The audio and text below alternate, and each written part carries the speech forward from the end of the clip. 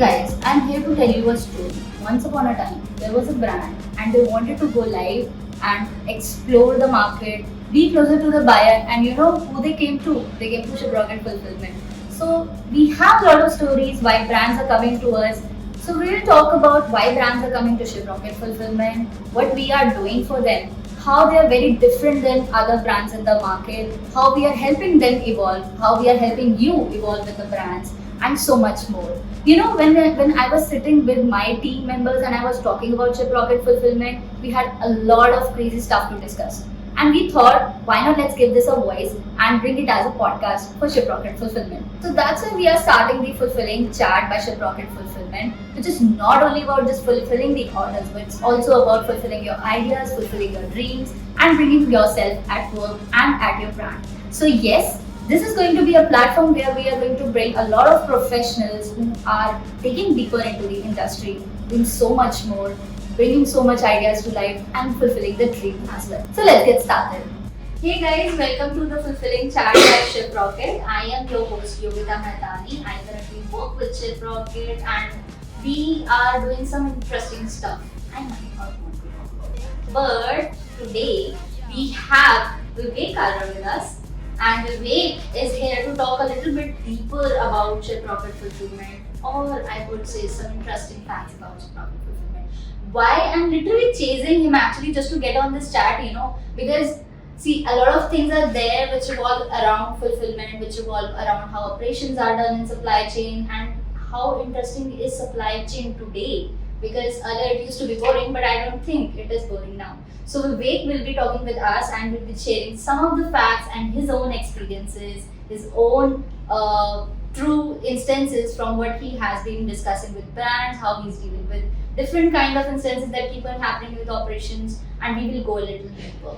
So Vivek, I think I would firstly like to thank you a lot for just being coming here and giving your precious amount of time to discuss this and have a little chat around. I know we are sitting across the table today and I think it's my pleasure to be here and be hosting you today. So Vivek, I think it would be great if you can just take a minute and help everybody know that what exactly you do for Shiprocket. Thank you, Yogita. Thank you for having me here. I'm usually more comfortable behind the scenes. I'm getting a little nervous in front of the camera.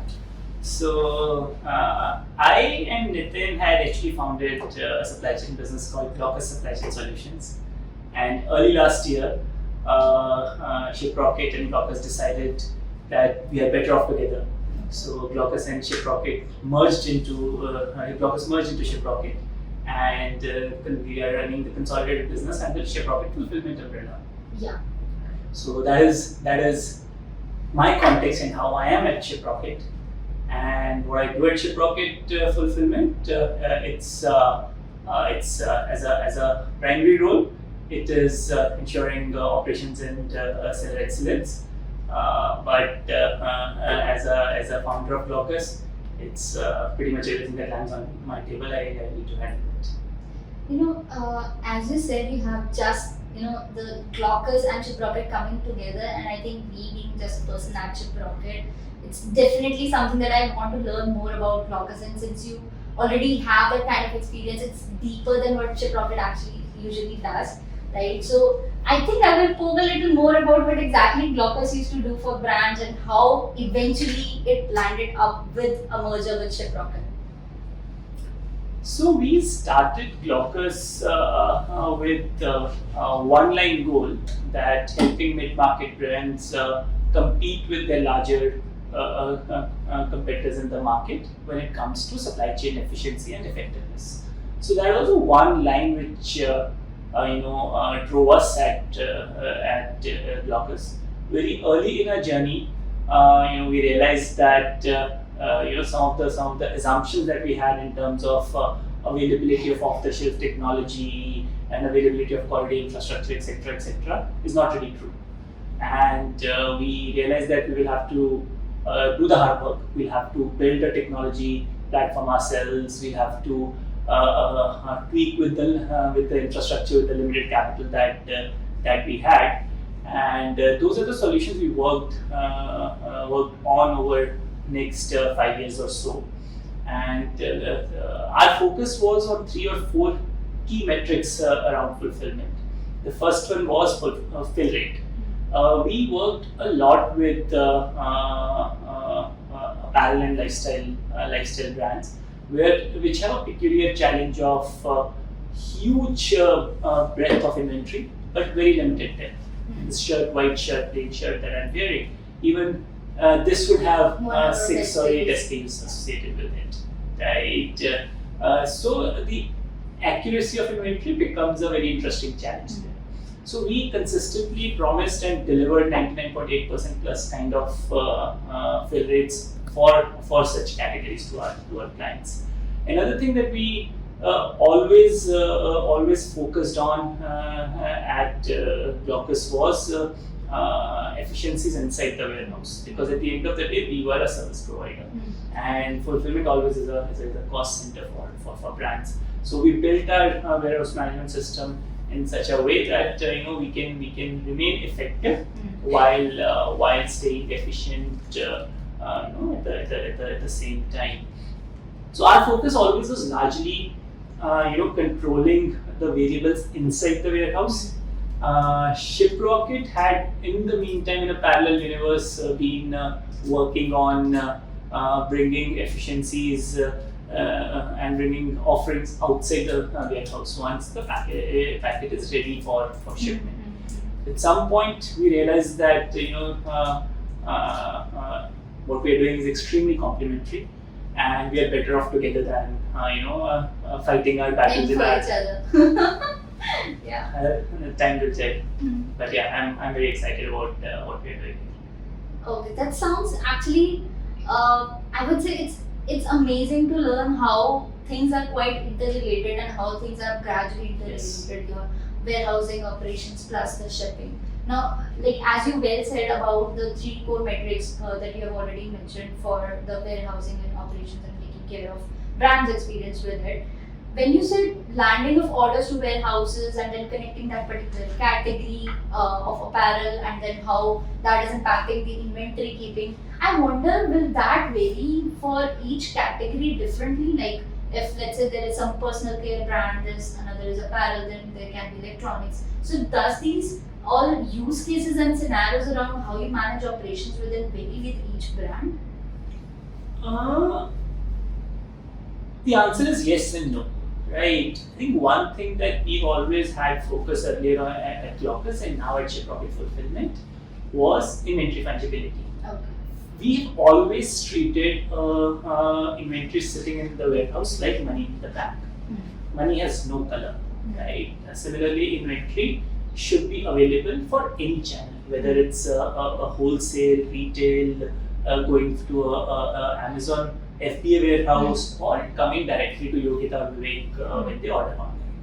So that is one key focus area that has been for us always. So essentially our idea is to expose 100% inventory for across categories, across channels.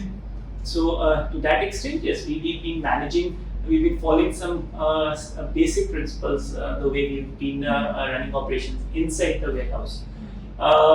But then, from a category to category, there are certain peculiarities that come into play. For example, earlier we spoke about apparel, similar looking SKU, but very different in demand. Then it comes to, let's say, FMCG or even BPC to some extent.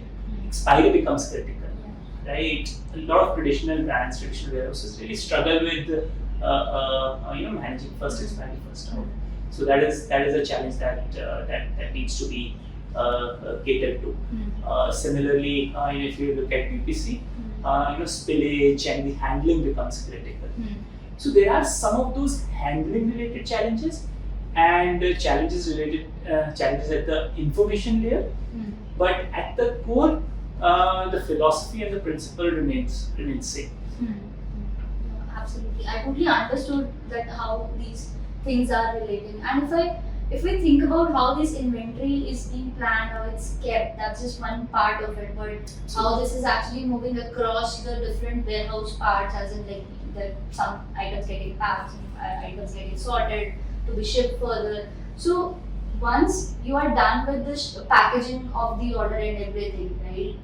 How exactly is being shipped out of the warehouse? Like shipping, the courier part is a separate part, but what exactly happens on ground at the time of now these orders with multiple brands are now yet to be shipped. How like on ground people are handling the complexity within one warehouse since you are dealing with multiple brands, and how they can take care of SLAs and everything for each brand separately. See, that's a very interesting question, Pravita. Anyone who's worked in supply chains, has had this discovery that most of the problems in a supply chain happen at the point of interface. Whether it is, you look at starting from manufacturing, right?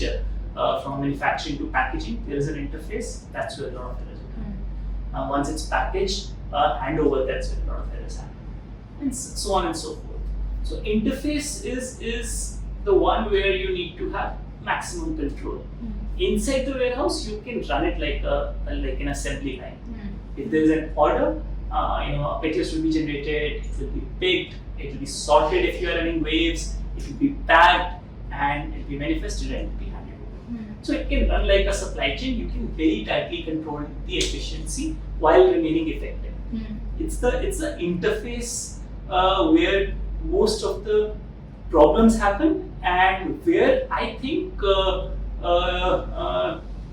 warehousing partner, a warehousing business like Shiprocket Fulfillment, working closely with the transporters or a business like Shiprocket's last mile business, can solve a lot of complex problems. For example, traditionally, the warehousing system would have all the information about what needs to be handed over. A transportation system, a last mile system would have all the information what needs to be picked and what has been picked. But very few people are able to marry this together. That is one of our ingredients to our secret sauce. That we have been able to very successfully marry this transition, to marry the information that we receive from the transporters by virtue of all the years that we spent building our offering, and marry the information of all those orders within the warehouse, what is happening inside the warehouse. So at end of every day, we generate what we call handover defects. Right. So this lists down all the possible defects that have been in the handover and whose fault is it. Was it that the courier was supposed to come at 6 and it reached warehouse at 4? 2 hours early, a lot of orders which should have been shipped that day did not get shipped. Was it the courier did not turn up? Or was it the courier turned up late and the connection did not happen?